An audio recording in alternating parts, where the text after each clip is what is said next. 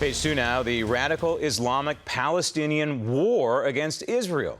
Terrorist Palestinians are now calling for a revolution against Israel, this following 2 weeks of deadly attacks on Israeli citizens and Jewish holy shrines. In fact, in Jerusalem right now, it's so dangerous that the mayor is urging all licensed gun owners to carry their firearms at all times. This as the Obama administration continues to accuse Israel of not wanting peace. Are we living in the same planet, Liz? I've been calling day in, day out, in every forum, in the United Nations, in the U.S. Congress, in Israel, in Jerusalem, in Tel Aviv. I haven't done so in Nepal because I haven't visited it. I've called on President Abbas to resume unconditional negotiations immediately. Right now, as we speak, we can meet. I have no problem with that.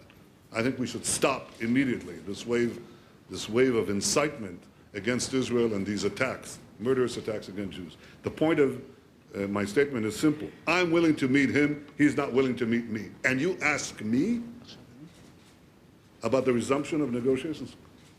Come on, get with the program. 7 Israelis and at least 30 Palestinians have been killed so far this week. But this bloodshed might only be the tip of a deadly iceberg, as the dynamic in the Middle East is quickly and radically changing. Joining me now from Southern California, international affairs expert and editor of the Nussbaum report, Barry Nussbaum. Barry, this week at the State Department, we profiled it on this program, the State Department refused to condemn the attacks by the Palestinians on Israelis. Why is that? It is so mortifying, Graham, that it defies description as to what the program is behind the lack of justice and speech that should be appropriately coming from not only the State Department, but the White House Press Secretary Josh Earnest. And just today in the Korean press conference, President Obama was asked the same question. Will you condemn the massive wave of violence against innocent men, women, and children on the streets of Israel? And not one single representative of the United States government will even have the decency to say these murderous attacks are outlandish and must be stopped. Instead, what the U.S. government is saying is both sides must scale down their violence and both sides must return to a peaceful coexistence. It reminds me of 9/11. And can you imagine at, say, 9/12 or 9/13 if the headline said, 10 Arab men killed in several plane crashes across the United States? If that happened here, America would have responded with mass indignation. That is exactly the equivalent of what's going on in Israel right now. This president can be definitive against police, like in Ferguson, Missouri. It's mind-boggling. In my opinion, I think this president is the first openly anti-Semitic president in the Oval Office, as led by Valerie Jarrett. But the Iran nuke treaty, there could be a legal snag for it. There's an existing law. It's the Iran Threat Reduction Act that President Obama signed himself that could be in direct conflict with the Iran nuke treaty. In a nutshell, what's going on there? You know, we talked about this before on the show, Graham. I'm waiting for the court challenge to take to federal court. If the Congress would just ask a court to intervene and apply the laws signed by the president, I believe the JCPOA would be put on ice. Here's the story.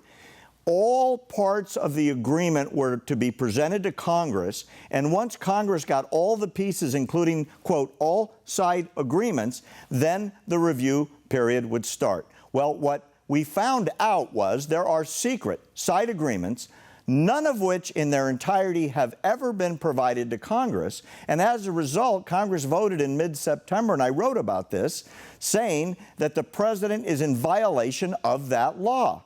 However, the Congress has taken no act yet to get into the court system. I believe if they do, they could get this deal set aside in the courts, at least long enough to get us past the end of Obama's term. So why don't they? Are they impotent? Are they not paying attention? Are they not listening to this program? What? I can only speculate. It has to do with the fact that right now the caucus is leaderless. and they are searching for who's going to pick up the mantle. No one knows who it's going to be. Maybe Paul Ryan. I think he would have the chutzpah to go do it. It's going to take a leader to step up and say, the courts need to intervene. The law is being broken today. Well, Barry, I would modify what you said. I think that even with John Boehner or with Paul Ryan in charge, they're still leaderless. Now, Iran just recently is test firing some new missiles, some new rockets. Roll tape.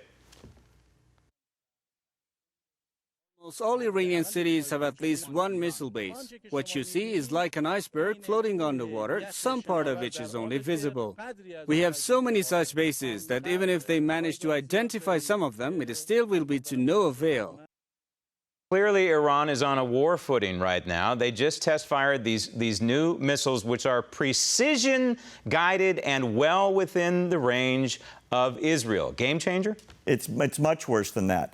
They already had missiles that could have hit Israel. These ballistic missiles, Graham, will reach all of Europe, and supposedly there's a guidance system being installed on the Imad missile that could take a missile to the United States. It's in violation of the JCPOA. It's in violation of UN sanctions that have never been repealed.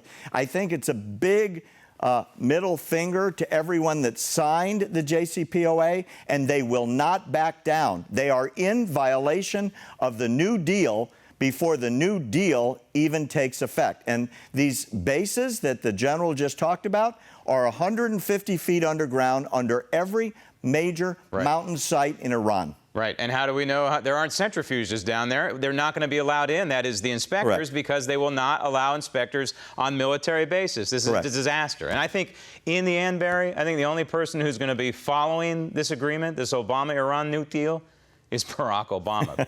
Barry, thanks. Thank you. Coming up next, how an Article 5 convention of the states can return fiscal sanity to Washington as the Daily Ledger continues.